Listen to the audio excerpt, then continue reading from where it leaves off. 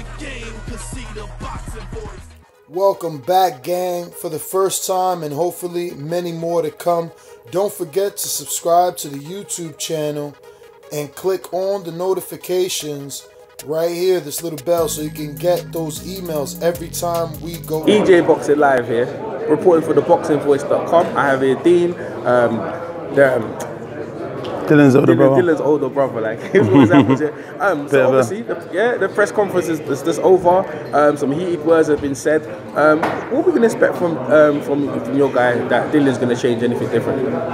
Do you know, as you can see, you can actually clearly see 2 years down the line. He's obviously conditioning. He's a lot stronger. He's boxing more, smarter.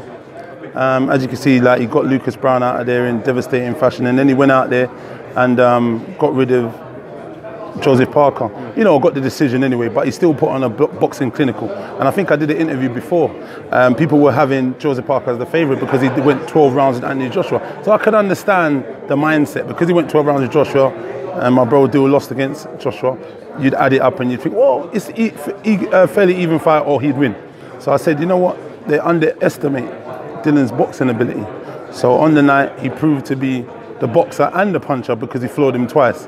So, moving on from that, I think in terms of this fight, I mean, the public have been looking forward to this fight for some time.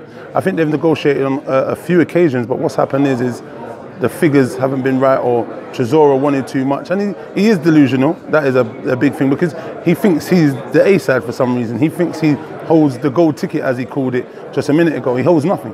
If he lost against Takam, which he was virtually losing nearly all the rounds, if he lost, he would be out in the wilderness.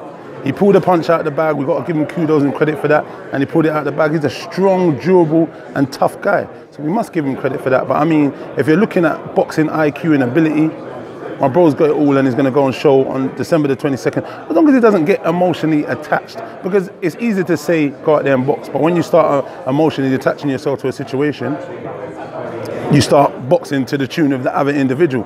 And he boxed Chisora's fight, and he still managed to win. So this time we'll go out there. I'm not sure what he'll do. He believes he's going to get him out of there. I think if he picks the right shots and doesn't sit in the middle and just trading with him, he'll do just that. Like Tyson Fury done, like Cabal's done. Agit Cabal, the European champion from Germany. Okay. He outboxed him. The people have shown the way to defeat Derek Chisora by boxing, moving, being clever, sitting down on your shots later on in the fight and stuff like that. And then either Don Charles pulls him out or they win on decision, and it's just an easy night's work for them. He made his job harder for himself the other day, Dillon, when he fought him the last time. And this occasion, it's just about being a lot smarter and using your ring IQ and just being the boss in there. That's a brilliant breakdown you just did there. I think you were talking about the fight in the fight in Monaco. Yes, exactly. That's it. Agit Cabal. Yeah. He's a friend of ours. Yeah, a friend of yours, yeah? And also some heated work, kind of heated work between the trainer. Do you think, I talked to Mark, and Mark was saying he was saying that out of respect, but from Don's, I think he was taking it as he's older, and Mark saying that about my fight. And do you know what it was? This is exactly what it was. It's summing up like this. Mark said he believes Dillion'S going to systematically break Chisora down, and he says, as a smart coach, he'd hope that you'd be educated enough to see when your fighter's getting dusted up and use common sense. And that's all it was. I don't think there was no pun intended, because either man thinks their fighter's going to win. So if he said the same thing, so be it. Mark said it. It was just one of those things. It weren't anything where there's any malice stuck to it. But hey, listen, this is boxing. There's emotions on the line, and that's what we got.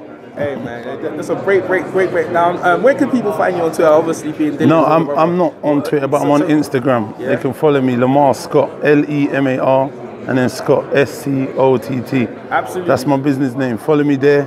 Black Box Management. Stay tuned, man. There you go. For ThaBoxingvoice.com, then you know where to find him, and we appreciate the interview. Thanks very much for the time as well.